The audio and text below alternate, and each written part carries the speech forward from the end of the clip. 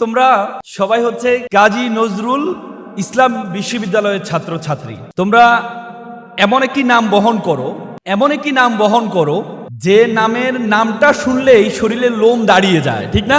ঠিক কিনা? বিদ্রোহী কবি যখন ছোটবেলায় কলিকাতার আশা শুনেছিলেন, তিনি একটা রুটি দোকানে চাকরি করতেন। তার মাকে দেখার জন্য একদিনে ছুটি নিয়ে গিয়েছিলেন, 3 দিন ছিলেন। মা অসুস্থ ছিলেন, এর জন্য 3 দিন ছিলেন। পরবর্তীতে যখন আবার দোকানে আসলেন, ওনাকে খুব বকাঝকা করলেন। উনি তো একটু বিদ্রোহী মানুষ, উনি বকাঝকা সহ্য করতে পারেন নাই, উনি বের হয়ে গেলেন, চাকরি করব না। পরে গিয়ে আপনাদের তিশাল অঞ্চলের একজন দারোগা ছিলেন, রফিজ উদ্দিন। উনি কলকাতায় জব করতেন। ওনার ঘরের বারান্দায় শুয়েছিলেন রাতে। পরে উনি উঠার পর দেখে তাকে জিজ্ঞেস করলেন, বলল যে আমি দুদু মিয়া, আমার এই সমস্যা। উনি চিন্তা করলেন ওনার মা থাকে ত্রিশালে, মাকে দেখভাল করার জন্য একটা ছেলে লাগবে। পরে নিয়ে আসলেন, দুগু মিয়াকে নিয়ে আসলেন এখানে, নিয়ে এসে মার কাছে রাখলেন। মা দেখলেন এই কাজের দিকে তার মনোযোগ নয়, তার শুধু বই পড়ার দিকে মনোযোগ। তো মা ছেলেকে বলল, এই ছেলে তো কাজের চেয়ে বইয়ের দিকে যোগ, তুমি তাকে একটা স্কুলে ভর্তি করাও। পরে এখানে আপনাদের ত্রিশালে একটা স্কুলে ভর্তি করানো হয়। ভর্তি করানোর পরে ক্লাস 8-এ যখন উনি পড়েন, তখন ফার্সি ভাষায় একটা সাবজেক্ট ছিলেন। বাঙালি যারা, তারা এটা পারতেন না, খুব বেশি ভালো পারতেন না। সবাই ফেল করলেন, একমাত্র স্টুডেন্ট যিনি 96 পেয়েছেন না। এখন সবাই ফেল করছেন, যিনি টিচার তারও তো একটা আত্মসম্মানের বিষয়, সবাই ফেল করলো। তো পরে 5 মার্কস বাড়িয়ে দিয়ে সবাইকে পাশ করানো হলো। কবি নজরুল গিয়ে বললো, আমাকেও 5 মার্কস বাড়া দিতে হবে। শিক্ষকরা তো বিপদে পড়লেন, পাইছে 96, 5 যদি বাড়াই তাহলে তো 100-র উপরে চলে যায় না। বলছে না, তোমাকে বাড়া দেওয়া হবে না। তো সে বললো, যেখানে বৈষম্য আছে আমি সেখানে পড়বো না, কোনো বৈষম্য সমাজে আমি পড়বো না। আজকে সেই নজরুল আজকে আমাদের জাতীয় কবি হয়েছে। ব্রিটিশদের বিরুদ্ধে উনি বিদ্রোহী কবিতা দিয়েছেন। আমি চির দুর্বার দুর্বিনীত, আমি নৃশংস, আমি সাইক্লোন, আমি ধ্বংস। সেই নজরুল বিশ্ববিদ্যালয় আপনারা পড়েন। নজরুল আমাদেরকে শিখিয়ে দিয়েছেন, নজরুল আমাদেরকে বুঝিয়ে দিয়েছেন, আমরা বাঙালি জাতি হিসাবে সবসময় মনে করি সুযোগ সুবিধা মামা লাগবে বড় হওয়ার জন্য, চাকরির জন্য মামা লাগবে, ব্যবসার জন্য টাকা লাগবে। নজরুল শিখিয়ে দিয়েছেন, তোমার পরিবার কেন্দ্রিক যে ব্যাকগ্রাউন্ড, পরিবার কেন্দ্রিক যে চিন্তা, তোমার মামা আছে কিনা এটা ইম্পর্টেন্ট না। ইম্পর্টেন্ট হচ্ছে তোমার ইচ্ছা শক্তি থাকলে তাহলে তুমি বিশ্ব নন্দিত হওয়া সম্ভব। আজকে শিক্ষার্থীদের মধ্যে, আমাদের মধ্যে এক ধরনের চিন্তা, আমরা সবসময় মনে করি যে আমার মামা লাগবে। আমাদের মধ্যে একটা পিছু টান আছে। তোমরা আমাকে বলো তো, বাংলাদেশের একজন প্রখ্যাত লেখক হুমায়ুন আহমেদ, তার ছেলে হুমায়ুন আহমেদের যোগ্যতার কত % পেয়েছে? কত %? 5% পেয়েছে, 1%ও পায়নি। মুকেশ আম্বানি, ভারতের সবচেয়ে বড় ধনী ব্যক্তি, আনাত আম্বানি, তার ছেলে তার যোগ্যতার কত % পেয়েছে? তার কি টাকা ছিল না? মামা ছিল না? সুযোগ সুবিধা ছিল না? তারপরে পায়নি কেন? তার মানে বড় হওয়ার জন্য মামা, টাকা বড় ইম্পর্টেন্ট না। ইম্পর্টেন্ট হচ্ছে ইচ্ছা শক্তি, তোমার চিন্তাধারা, তুমি নিজেকে কতটুকু বড় মনে করো। হার্ভার্ড ইউনিভার্সিটির শিক্ষক ছিলেন স্যান্ডার্স, তিনি বলেছেন, ইউ বিকাম ইউর কনভারসেশন। তুমি যেটি তুমি তোমাকে বলা হয় থাকে। আমাদের ব্রেন হচ্ছে আমাদের সবচেয়ে বাধ্যগত সার্ভেন্ট। তুমি যদি ব্রেনকে বলো আমি একা, তোমার ব্রেন বলবে ইয়েস স্যার আপনি একা। তুমি যদি ব্রেনকে বলো আমি যেহেতু একা, জীবন রেখে লাভ নাই, তোমার ব্রেন বলবে ইয়েস স্যার আপনি একা, জীবন রেখে লাভ নাই, keep it up, keep going on. তুমি যদি ব্রেনকে বলো আমি সারা, তোমার ব্রেন বলবে ইয়েস স্যার তুমি সারা। তুমি যদি তোমার ব্রেনকে বলো আমার দ্বারা সবকিছু সম্ভব, তোমার ব্রেন বলবে ইয়েস স্যার তোমার দ্বারা সবকিছু সম্ভব। আর তুমি যদি তোমার ব্রেনকে বলো তুমি তো পড়ো ময়মনসিংহের একটা বিশ্ববিদ্যালয়, তোমার দ্বারা কিছুই হবে না। তোমার দরকার ছিল ঢাকা বিশ্ববিদ্যালয়ে ভর্তি হওয়া, তোমার দরকার ছিল ঢাকার একটা বড় বিশ্ববিদ্যালয়ে ভর্তি হওয়া। তুমি যদি পারো নাই, তোমার দ্বারা কিছু হবে না। সে ব্রেনকে পরিবর্তন করতে হবে, চিন্তার প্রসারতা পরিবর্তন করতে হবে। যদি চিন্তার প্রসারতা আপনি পরিবর্তন না করেন, তাহলে মনে করবেন আপনি অথর্ব, আপনার দ্বারা কিছুই হবে না। পৃথিবীর সবচেয়ে বড় রাইডার কোম্পানি উবার, তাদের নিজস্ব কোনো গাড়ি নেই। গাড়ি আছে? আছে। পাঠাও, তাদের নিজস্ব কোনো গাড়ি আছে? আছে? নেই। কিন্তু তারপরেও সারা বিশ্বের 30% গাড়ি তারা কন্ট্রোল করে। কিসের জন্য জানো? কিসের জন্য জানো? শুধু চিন্তার কারণে, শুধু চিন্তার ভিন্নতার কারণে। সিঙ্গাপুর মালয়েশিয়ার অংশ ছিল। একসময় সিঙ্গাপুরকে মালয়েশিয়া থেকে ফিশিং ভিলেজ বলেছে তারা, ফিশিং ভিলেজ। সিঙ্গাপুরকে মালয়েশিয়া থেকে তারা বের করে দিয়েছে। সেই সিঙ্গাপুর নিজস্ব পানি পর্যন্ত তারা কিনে খায়, পানি পর্যন্ত। সেই সিঙ্গাপুর তারা বিজনেস হাবে পরিণত হয়েছে। তাদের বিমান, তাদের যেই বিমানবন্দর বিশ্বের সবচেয়ে উন্নত বিমানবন্দর তারা তৈরি করেছে। পৃথিবীর যত জাহাজ আছে সব জাহাজ তাদের সিঙ্গাপুরে নোঙ্গর ফেলতে হয় পানি কেনার জন্য, ক্রু চেঞ্জ করার জন্য, নাবিক চেঞ্জ করার জন্য, খাবার গ্রহণ করার জন্য। কিন্তু সিঙ্গাপুরে নিজস্ব কোনো পানি খাবার কিচ্ছু নেই। সিঙ্গাপুরে এমন একটা দেশ যে দেশের বিমান উঠতে উঠতে তাদের সীমানা শেষ হয়ে যায়। আজকে সিঙ্গাপুরের পাসপোর্ট পৃথিবীর 1 নম্বর পাসপোর্ট। কেন হয়েছে? লি কুয়ান ইউ তাদের জাতির জনক ছিলেন। তিনি পলিসি গ্রহণ করেছেন জিরো কারাপশন, জিরো কোটা। সিঙ্গাপুরে মালয়েশিয়ার লোকজন বসবাস করে, চাইনিজ লোকজন বসবাস করে, কিন্তু সিঙ্গাপুরে কোনো বৈষম্য নেই, কোনো দুর্নীতি নেই। আজকে আমরা এত সম্পদ, ব্রিটিশরা আমাদের এই উপমহাদেশে কেন আসছিলেন? আমরা ঢাকা শহরে কেন যাই? সেখানে টাকা বলে ঢাকা শহরে টাকা উড়ে। ব্রিটিশরা ভারতীয় উপমহাদেশে কেন আসছিলেন? সম্পদের কারণে আসছিলেন। আজকে আমাদের এত সম্পদ, তারপরেও আমাদের দেশ উন্নত না কেন জানো? শুধুমাত্র দুর্নীতির কারণে, শুধুমাত্র দুর্নীতির কারণে। আজকে তোমরা এখানে যারা শিক্ষার্থী আছো, আমরা পড়াশোনা না করলে আমাদের মা বাবা বলে গাদা সন্তানটা কোথা থেকে আসছে, শিক্ষক বলে গাদার ছেলে মেয়েটা কোথা থেকে আসলো। গাদা ইংরেজি কি বলো তো? গাদা ইংরেজি কি? এস ফর গাদা। গাদার সাথে তুমি যদি ইটি যোগ করো, E for education, T for transparency, তাহলে এসটা সম্পদে পরিণত হবে, অ্যাসেটে পরিণত হবে। এক লাগবে এডুকেশন, আর একটা লাগবে কি? ট্রান্সপারেন্সি। মহাত্মা গান্ধী বলছেন দেয়ার আর 7 things উইল ডেস্ট্রয় আস। 7টি জিনিস আমাদেরকে ধ্বংস করছে। তার মধ্যে একটা হচ্ছে এডুকেশন উইদাউট কারেক্টার, চরিত্রবিহীন শিক্ষা।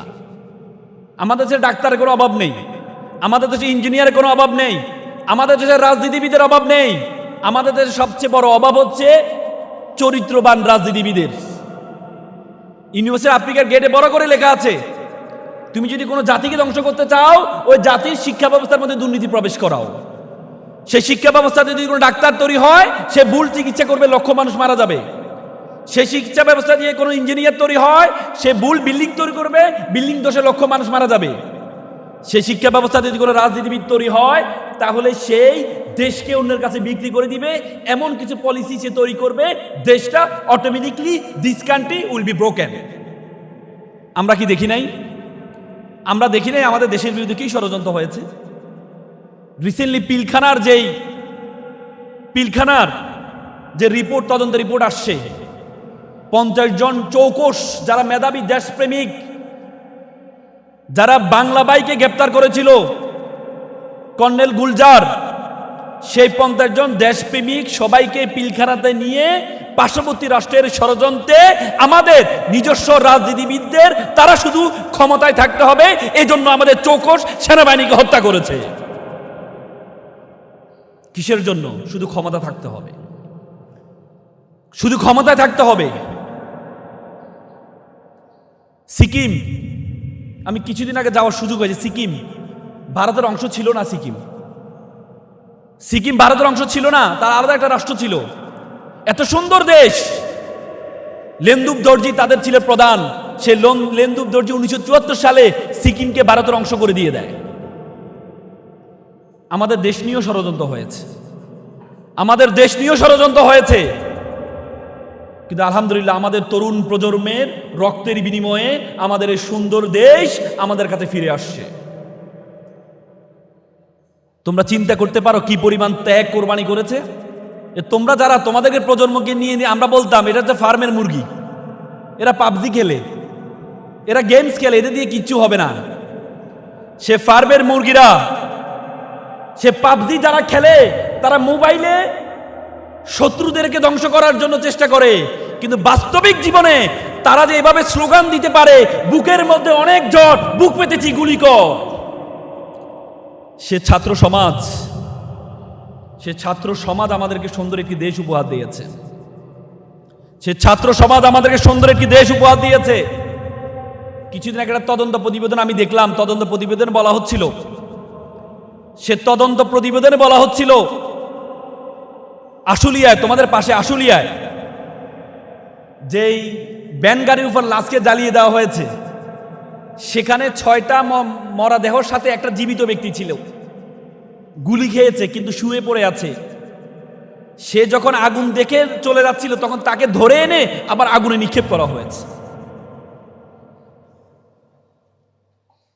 কি দেশ, কি আমাদের দেশের পুলিশ, কি আমাদের দেশের রাজনীতিবিদ, শুধুমাত্র ক্ষমতার জন্য। একটা রিক্সা চালক ওদিন বলছিলেন, কান্নাকার করে বলছিলেন, আমি যখন শাহবাগ দিয়ে যাচ্ছিলাম একটা লাশ পড়ে আছে, লোকজন আমাকে বলল লাশটা মোড়ানো ছিল, বলল যে লাশটা একটু ঢাকা মেডিকেলে নিয়ে যান, এখনো মারা যায়নি মনে হয়। আমি নিয়ে যাচ্ছিলাম, আমি শুধু নিচ থেকে আওয়াজ শুনছিলাম, তার গলার আওয়াজ শুনছিলাম একটু একটু করে, সে কান্না করছে, চিৎকার দিচ্ছে, একটু একটু করে শুনছিলাম। আমি ঢাকা মেডিকেল যখন ইমার্জেন্সিতে নিয়ে গেলাম, তাকে কোলে করে যখন নিয়ে গেলাম, যখন ইমার্জেন্সিতে শোয়ালাম, মুখটা খুলে দেখি এই ছেলেটা আর কেউ নয়, এই ছেলেটা আমারই ছেলে।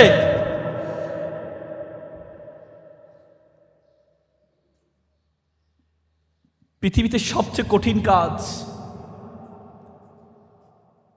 বাবার কাঁধে সন্তানের লাশ নেওয়া।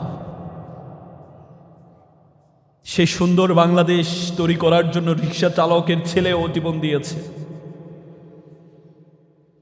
সেই সুন্দর বাংলাদেশ করার জন্য তরুণ প্রজন্ম জীবন দিয়েছে। এই তরুণ প্রজন্ম আমাদের জন্য সুন্দর বাংলাদেশ রেখে যাওয়ার জন্য চেষ্টা করেছে, 2000 জীবন দিয়েছে। এবার যদি আমরা দেশকে সুন্দর না করতে পারি, তাহলে আর জীবনে বাংলাদেশকে পরিবর্তন করা সম্ভব হবে না। দায়িত্ব তোমাদের আমাদের সকলকে নিতে হবে।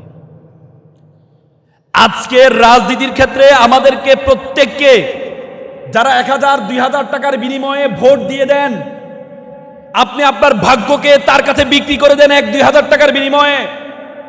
সে রাজনীতিবিদের একজন পিএস 400 কোটি টাকার মালিক হয়, আর আপনি সকালে খেলে দুপুরে চিন্তা করেন দুপুরে কি খাবেন। মনে রাখবেন, যে রাজনীতিবিদ আপনাদের কাছে ভোট চাইতে আসবে, রাজনীতিবিদকে জিজ্ঞেস করবেন আপনার কোনো পেশা আছে কিনা। যদি পেশা না থাকে, মনে রাখবেন পেশাবিহীন রাজনীতিবিদ লাইসেন্স প্রাপ্ত চাঁদাবাজ। আপনি বলবেন আগে আপনার পেশা ঠিক করে আসেন, পেশা আছে কিনা আপনার যদি পেশা না থাকে আপনি আমার কাছে ভোট চাইতে আসবেন না। আপনাদের প্রতি দায়িত্ব, 2000 জীবন দিয়ে আপনাদের কাছে দিয়ে গেছে বাংলাদেশটাকে। আজকে আপনারা অনেক সৌভাগ্যবান, এখানে যারা আছেন অনেক সৌভাগ্যবান। ঠিক 2010 সালে আপনাদের মতো নবীন ছিলাম আমি। খুব স্বপ্ন, গ্রাম থেকে আসছি, খুব স্বপ্ন নিয়ে ঢাকা বিশ্ববিদ্যালয়ে হলে উঠবো, খুব স্বপ্ন। সেদিন ছিল মেবি 10 জানুয়ারি 2010 সাল। হলে উঠবো, সূর্য সেন হল অ্যাটেস্ট, হলে উঠবো। তখন ছাত্রলীগ ক্ষমতায়। চিন্তা করলাম হলে উঠতে হলে তো তারা কিছু প্রশ্ন করে, বড় ভাইরা বলে যে প্রশ্ন করবে, ছাত্রলীগ সম্বন্ধে প্রশ্ন করবে, তারা দেখবে তুমি ছাত্রলীগ করো কিনা। অনেক প্রিপারেশন নিয়ে বিভিন্ন জিনিস পড়ে টোরে গেলাম, ভাবলাম যে নবীন বরণ করবে। রাত 10টায় গেস্ট রুম ডাকা হয়েছে আমাদেরকে, যারা ফার্স্ট ইয়ার হলে উঠবো, নবীন বরণ করছে আমাদেরকে। আজকে তোমাদের নবীন বরণ দেখে বিশ্বাস করো আমি নিজেকে ধরে রাখতে পারছি না। তোমাদের নবীন বরণ আর আমাদের নবীন বরণ। রাত 10টায় বাইরে এক একজন 3 কোয়ার্টার, 2 কোয়ার্টার, 1 কোয়ার্টার পরে সোফার মধ্যে বসে আছেন পায়ের উপর পা তুলে, আর আমরা মনে হচ্ছে যেন কোথায় থেকে আসছি, এক জন্তু জানোয়ার।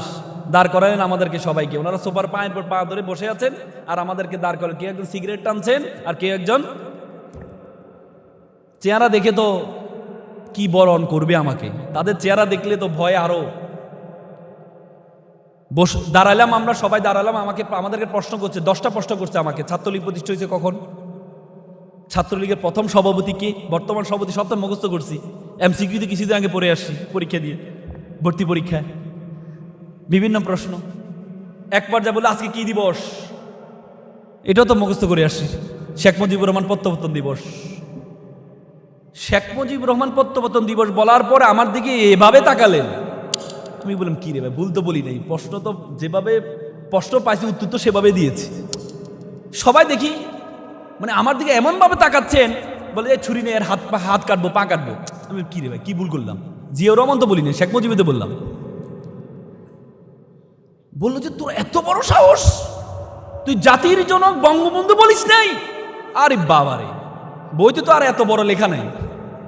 এমসিকিউ পড়ছি, ওখানে তো লেখা আছে শেখ মুজিবুর রহমান প্রত্যাবর্তন দিবস, জাতির জনক বঙ্গবন্ধু শেখ। আমরা অনেক বলেন জাতির জনক বঙ্গবন্ধু শেখ মুজিবুর রহমান, মানে আমরা তো লকব বলি না, সারা গায়ে চুলকানি, গায়ে গায়ে খড়খড়ানি, কত কিছু বলি না আমরা ঘোষণা দেওয়ার আগে।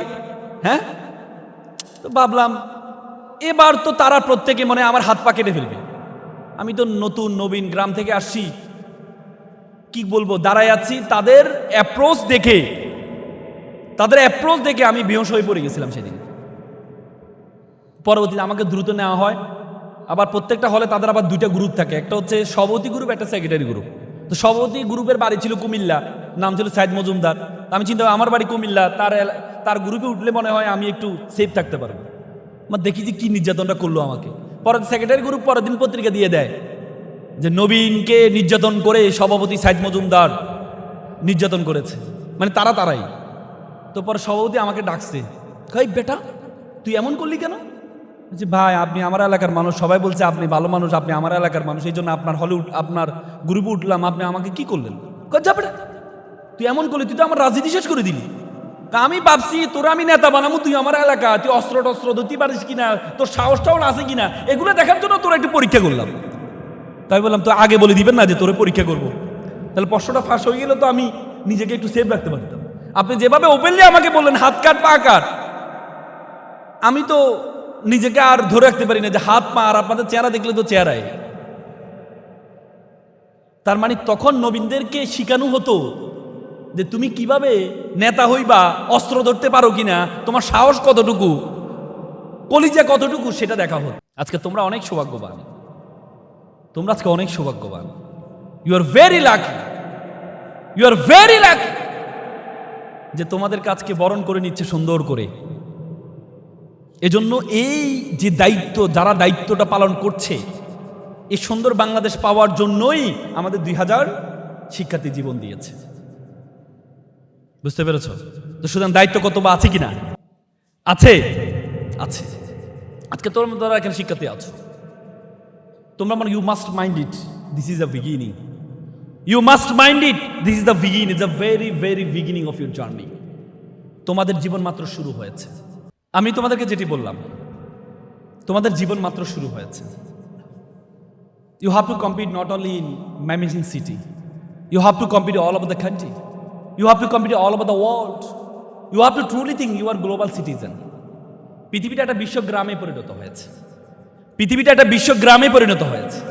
তুমি যদি মনে করো বাংলাদেশে কম্পিটিশন করবা, এই ময়মনসিংহ শহরে কম্পিটিশন করবা, তাহলে তুমি ভুল করবা। You have to compete all over the world. You have to truly think you are global citizen. You have to think beyond Bangladeshi border. তার আগে প্রথমে তুমি তোমার সম্বন্ধে জানতে হবে। তুমি তোমার সম্বন্ধে, সক্রেটিস বলেছে নো thyself. নিজেকে জানো? আল্লাহ কোরআন বলছে ওয়াফি আনফুসিকুম, তুমি তোমাকে জানো। উপমহাদেশের সেরা কবি ফরিদুদ্দীন বলেছেন উনসু মাতলু বেদা হাত দরগাহা হার তুরিগো বাজে গো খুদ্দিশা। বলে পৃথিবী যাকে খুঁজে বেড়াচ্ছে তুমি সেই ব্যক্তি, তুমি তোমাকে খুঁজে বের করো। তুমি যদি তোমাকে খুঁজে না বের করতে পারো তাহলে তুমি মনে করবা আল্লাহ তাআলা তোমাকে অনর্থক সৃষ্টি করেছেন, আল্লাহ তাআলা তোমাকে চমৎকার আকৃতি দিয়ে সৃষ্টি করেছেন। আল্লাহ তাআলা কোরআনে বলেছেন লাকাদ খালাকনাল ইনসানা ফি আহসানি তাকওয়িম, আমি তোমাকে উত্তম আকৃতি দিয়ে সৃষ্টি করেছি। এবং এই আয়াতটি বলার আগে আল্লাহ তাআলা 4 বার কসম খেয়েছেন, শপথ করেছেন।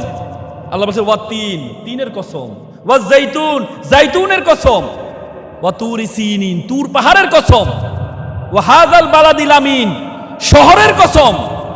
লাকাদ খালাকনাল ফি আহসানি তাকওয়িম, তোমাকে আমি উত্তম আকৃতিতে সৃষ্টি করেছি, 4 বার কসম খেয়ে বলেছেন আল্লাহ।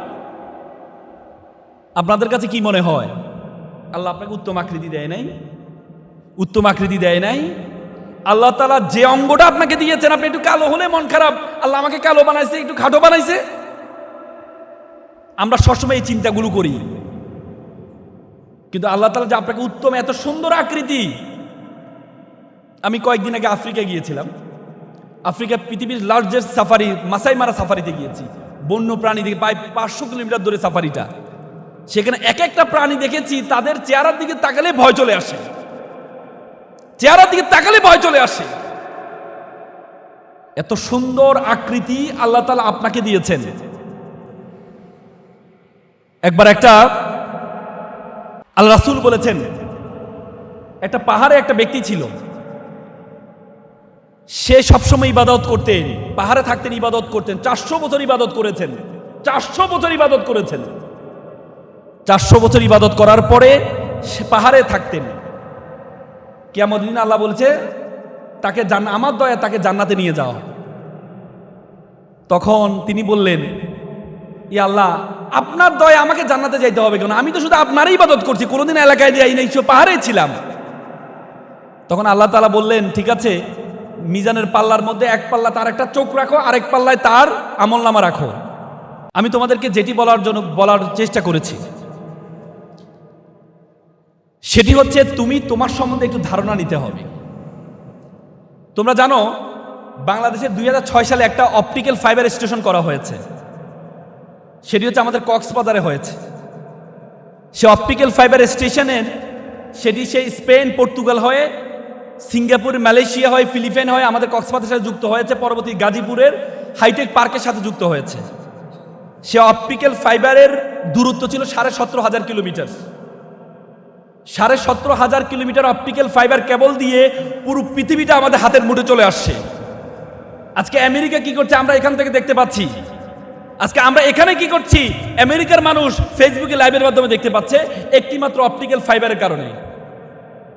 বিজ্ঞান বলে আমাদের মাথায় 2 কোটি নার্ভ আছে, বল যে একটা নার্ভের সাথে আরেকটা নার্ভকে যদি যুক্ত করা হয় তাহলে এটা দূরত্ব হবে 2 লক্ষ মাইল। তার মানে মাত্র 17,000 কিলোমিটার দিয়ে পুরো পৃথিবীটা আমাদের হাতের মুঠে চলে আসছে। 2 লক্ষ কিলোমিটার যে নার্ভ তোমার মাথার মধ্যে আসছে, এইটা দিয়ে পুরো বিশ্বজগৎ তোমার হাতের মুঠের মধ্যে চলে আসবে। ধারণা আছে বিশ্বজগৎ সম্বন্ধে? আমাদের এই পৃথিবীর আয়তন কত জানো? এই পৃথিবীর আয়তন কত জানো? 52 কোটি বর্গ কিলোমিটার। এই 52 কোটি বর্গ কিলোমিটার পৃথিবীতে 7টি মহাদেশ আছে, 5টি মহাসাগর আছে।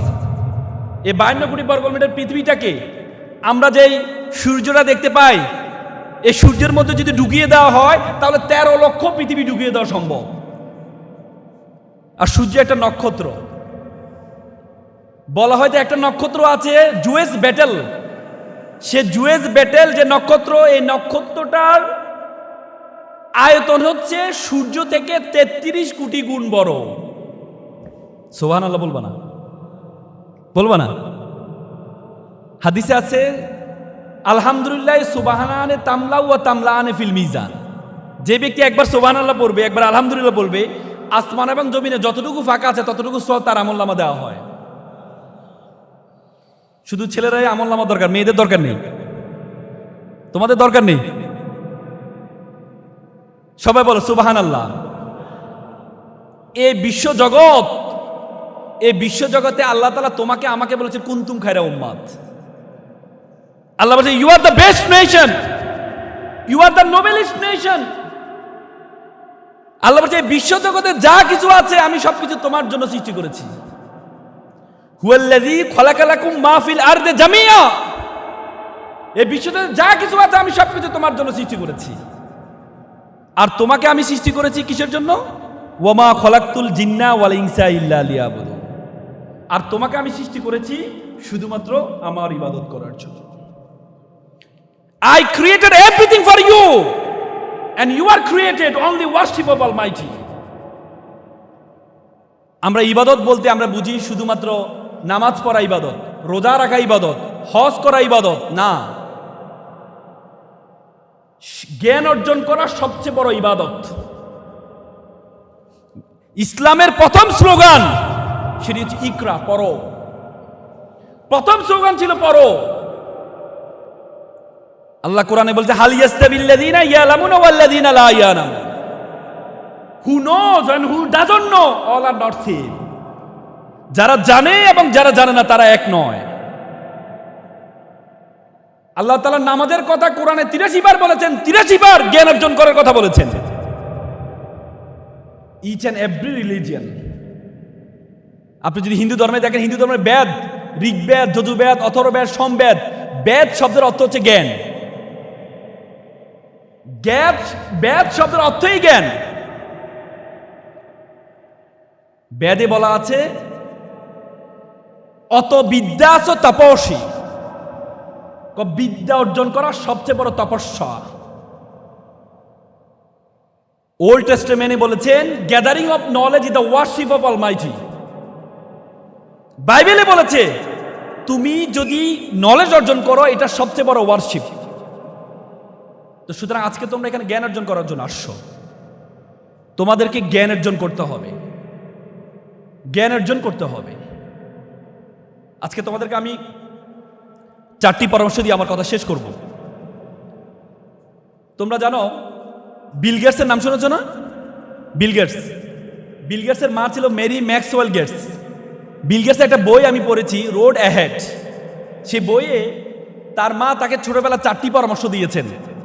তার মা তাকে বলেছেন বাবা you have to be exceptional, তোমাকে ব্যতিক্রম হইতে হবে।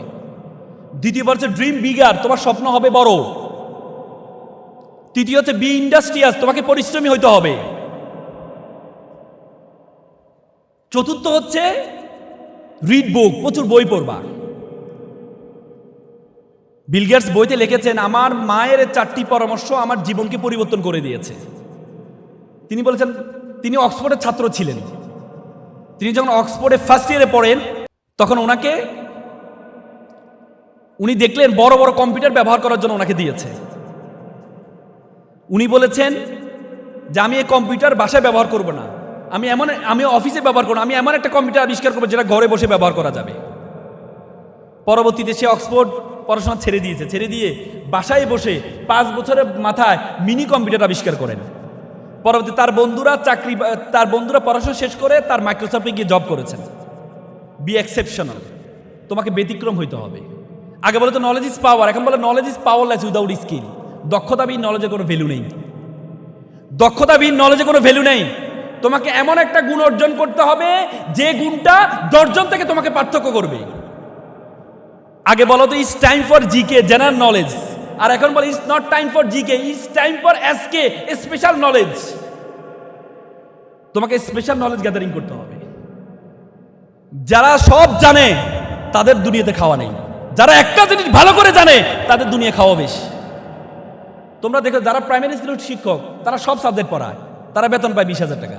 আর কলেজে শিক্ষক পড়ায় 2-3 ঘন্টা একটা সাবজেক্টে পড়ায়, তাদের বেতন 50,000-60,000 টাকা। তার মানে একটা জিনিসকে ভালোভাবে জানতে হবে। যারা সব জানো তাদের খাওয়া হবে না। একটা জিনিসকে ভালোভাবে জানতে হবে। দক্ষতা কোনো বিকল্প নেই, দক্ষতার কোনো বিকল্প নেই। ছাত্র শিবির আজকে তোমাদের এই আয়োজন করেছে। ছাত্র শিবির তোমার এই আয়োজন করে তোমাদেরকে আসার আগে বলে নাই যে তোমাদেরকে ছাত্র শিবিরের ফর্ম পূরণ করে আয়োজনে নিতে হবে। ছাত্র শিবির স্পিকার্স ফোরাম আছে, সেখানে কি তুমি চাইলে তুমি যে ভালো বক্তা হতে চাও সেখানে হওয়ার সুযোগ আছে। লেখক ফোরাম আছে, তুমি চাইলে সেখানে গিয়ে লেখক হতে পারো। তাদের ডিবেটিং ফোরাম আছে, সেখানে গিয়ে তুমি ডিবেটার হতে পারো। তাদের সকল সুযোগ সুবিধাগুলো তোমরা গ্রহণ করতে পারো, ছাত্র শিবির করতে হবে না। আমার খুব মনে পড়ে 2008 সালে, তখন এভাবে একটা নবীনবরণ আমাদের জন্য আয়োজন করেছে। নবীনবরণ আয়োজন করতে গিয়ে ঢাকা বিশ্ববিদ্যালয়ের একজন ভাই আসছিলেন প্রোগ্রামে। তো ওনাকে দেখে আমি একটা প্রশ্ন করেছিলাম, আজকে যে তোমরা সাদ্দাম ভাইকে প্রশ্ন করবে না, এভাবে আমি প্রশ্ন করেছিলাম যে ভাইয়া আমি ঢাকা বিশ্ববিদ্যালয়ে ভর্তি হতে চাই, কি করতে হবে? উনি সেদিন আমাকে একটা কথা বলছেন যে তুমি যে প্রতিষ্ঠানে পড়ো এটার পাশাপাশি আরেকটা প্রতিষ্ঠানে ভর্তি হও। তা আমি বললাম এক প্রতিষ্ঠানে পড়ছি, আবার আরেক প্রতিষ্ঠানে পড়তে হবে। তো আমি প্রতিষ্ঠান নাম কি? বলে যে সেই প্রতিষ্ঠান হচ্ছে বাংলাদেশ ইসলামী ছাত্র শিবির। তো ওনার কথাটা আমার বিশ্বাস মনে হয় না যে কি বলে। পরে দেখি সেদিন আমাদের জন্য একটা কিছু কাগজ, একটা ইংলিশ ফাউন্ডেশন কোর্স করাবে আমাদেরকে, কিছু কাগজ দিয়ে যাচ্ছে যে তোমরা চাইলে ইংলিশ ফাউন্ডেশন কোর্সটা করে ইংলিশে ভালো করতে পারো। এরপর একটা একাডেমিক কোচিং নিয়ে আসলো ছাত্র শিবির আমাদেরকে, যে একাডেমিক কোচিং ভর্তি হয় তুমি ইন্টারে এসএসসির মতো ইন্টার রেজাল্টটা ভালো করো। পরবর্তীতে ইন্টার শেষ করলাম, রেজাল্ট হলো। রেজাল্ট হওয়ার আগে ইন্টার শেষ হওয়ার সাথে সাথে আমাদেরকে বললো তুমি কি ডাক্তার হতে চাও, তাহলে তোমার জন্য রেটিনা কোচিং সেন্টার আছে। আর তুমি যদি বিশ্ববিদ্যালয়ে ভর্তি হতে চাও তাহলে তোমার জন্য ফোকাস আছে। আমাদেরকে গ্রাম থেকে নিয়ে ঢাকাতে এনে ম্যাথে রেখে ফোকাসে রেখে প্রথম দিন যেদিন ক্লাস করতে গেলাম সেদিন ভাইরা আমাদেরকে নিয়ে বসলো, বললো যে তুমি ঢাকা বিশ্ববিদ্যালয়ে ভর্তি হওয়ার আগে প্রথম কাজ হবে ঢাকা বিশ্ববিদ্যালয়ে একবার দেখে আসো। সেদিন গেলাম বিশ্ববিদ্যালয় দেখার জন্য, গিয়ে প্রথমে সূর্যচন্দ্র হলে ঢুকলাম। তো সূর্যচন্দ্র তৎকালীন ছাত্র শিবিরের সভাপতি ছিলেন মামুন ভাই, আমার নামে নাম। তো মামুন ভাই আমাকে দেখে বললো যে মামুন, আমার বিশ্বাস তুমি আমার নামে, তুমি ঢাকা বিশ্ববিদ্যালয়ে চান্স পাও। আমি ওই দিন বিশ্বাসযোগ্য মনে হয় নাই। পরবর্তী আলহামদুলিল্লাহ 3 মাসে ওনারা যেভাবে কেয়ার করেছে, 3 মাস পর আমি যে একটা গ্রাম থেকে আসছি, যখন ঢাকা শহরে আসলাম, ঢাকা শহরে যে শিক্ষা প্রতিষ্ঠানে ফার্স্ট বয় সেকেন্ড বয় তাদের পড়াশোনার অবস্থা দেখে খুব হতাশ, সারা ধরে কান্না করতাম যে কি হবে, আমার দ্বারা কিছুই হবে না। কারণ যে এলাকায় ওখানে ছিলাম রাজা, এখানে আসি হয়ে গেলাম বলে না, যে এলাকায় আমাদের এলাকা বলে যে জায়গায় রাতা থাকে না সেখানে মুরগিও রাতা হয়। তা আমরা ছিলাম রাজা ওখানে, আর এখানে আসি দেখি যে প্রজা হয়ে গেলাম। তারপরেও ছাত্র শিবিরের আমাদের সহযোগিতার চেষ্টায় পরবর্তী দেখার ভর্তি পরীক্ষা 123তম হয়েছিলাম। এটি বলার উদ্দেশ্য হচ্ছে, বিশ্বাস করো, বিলিভ অর নট, ছাত্র শিবির একটি রাজনীতি দল নয়, এটি একটি সেবামূলক একটা প্রতিষ্ঠান। তুমি ছাত্র শিবির আজকে যে আমাদের বোনদের জন্য আয়োজন করেছে, আমরা বোনটা বলতে পারবা তোমরা চাইলেও কি ছাত্র শিবির জয়েন করতে পারবা না? তোমরা বলতে পারো তাহলে কি ছাত্র শিবির মেয়ে বিদ্বেষী? না, মেয়ে বিদ্বেষীর বিষয় না। ছাত্র শিবির মনে করো তোমরা ছাত্র শিবির নামের মধ্যে ছাত্র শব্দটা আছে, আর ছাত্র কোনো কমন জেন্ডার নয়। Common gender masculine gender, feminine gender হচ্ছে কি ছাত্রী। ছাত্র শিবির মনে করো তুমি যদি ছাত্র শিবির জয়েন করতে চাও তাহলে তোমাকে বলতে হবে আমি ছাত্র শিবিরের একজন কর্মী, একজন ছাত্রী। তার মানে তোমার পরিচয়টা কিন্তু তোমাকে বিলীন করতে হবে। তো ছাত্র শিবির মনে করো না, তোমার পরিচয় তোমার বিলীন করা দরকার নেই। তুমি নিজে একটা ছাত্রী সংস্থার মধ্যে একটা সংগঠনে যাও, সেখানে গিয়ে তুমি ছাত্রী হয়ে সর্বোচ্চ লিডারশিপ অর্জন করো, বাট ছাত্র শিবিরের সকল সুযোগ সুবিধা তুমি গ্রহণ করো। এটি বলার উদ্দেশ্য হচ্ছে, তোমরা যে দক্ষতা অর্জন করবা সেই দক্ষতার জন্য আশেপাশে যত যোগ্যতাগুলো আছে এই যোগ্যতাগুলো তোমরা অর্জন করে নিবা। পারবা তো ইনশাল্লাহ? আমি আর কথা বাড়াবো না, আমি শুধু 4টা জিনিসকে সংক্ষেপে একটু বলেছি। ড্রিম বিগার, স্বপ্ন হবে বড়। এখানে তোমরা যারা আছো এখন থেকে ফার্স্ট ইয়ার থেকে তোমরা স্বপ্ন নেওয়া দেখা শুরু করো। কি হতে চাও? তুমি যে বিসিএস ক্যাডার হতে চাও, এখন থেকে একজন বিসিএস ক্যাডার বড় ভাই তোমাদের বিশ্ববিদ্যালয় অথবা যে কোনো বিশ্ববিদ্যালয় একজন বড় ভাইকে বের কর, তাকে মেন্টর বানাও, ফেসবুকে তাকে নক দাও। বোনরা তোমার একজন বোনকে নক দাও। এখন খুব সহজ মানুষকে সম্পর্ক তৈরি করা। মেসেজ দিবা, রিপ্লাই দিবে না, একবার দিবা, 2বার দিবা, 10বার দিবা, রিপ্লাই দিবে না, কিন্তু তারপরও মেসেজ দিয়ে দাও, দেখবা এক সময় সে তোমার রিপ্লাই দিবে, তুমি তার থেকে বিভিন্ন পরামর্শ নাও। তো সুতরাং তোমরা স্বপ্নটা একটু বড় দেখো। আমি আর কথা বাড়াবো না, আমি একটা গল্প বলে কথা শেষ করব। বি ইন্ডাস্ট্রিয়াস, তোমাদেরকে পরিশ্রম করতে হবে। আমি একটা গল্প বলে শেষ করব। একবার একটা অঞ্চলে তারা একটা মন্দির বানাবে। তো তারা মন্দির বানাবে, মন্দিরের জন্য কি লাগে? মূর্তি লাগবে। তো তারা শুনছে পাহাড়ে একটা মূর্তি, কালো পাথর, সুন্দর পাথর আছে। তারা পাথরের কাছে গেল, যেই বলে যে পাথর সাহেব আপনাকে একটু লাগবে, বলে যে আমাকে লাগবে কি করবা, বলে যে আপনাকে নিয়ে আমরা একটু কাটবো, ঘষবো, মাজবো, এরপর মূর্তি বানাবো, এরপর মন্দিরে রাখবো, সবাই এসে আপনাকে সেলুট করবে। সে বলছে পরের অংশটা ঠিক আছে সেলুট করবে, কিন্তু আগের অংশটা এই কাটবা, ঘষবা, মাজবা, এটা না করা যায় না? বলছে না, এটা না করলে তো আপনাকে কেউ সম্মান করবে না। বলছে না, এই কষ্ট করতে পারবো না তোমরা। তখন পাশে একটা কালো পাথর ছিল, অবহেলিত পাথর। বলছে স্যার আমাকে নিয়ে যান। তোমাকে নিয়ে যাবো? বলছে স্যার আমাকে নিয়ে যান। তোমাকে কাটবো স্যার, আমাকে কাটেন, গঠেন, মাজেন, কোনো সমস্যা নেই।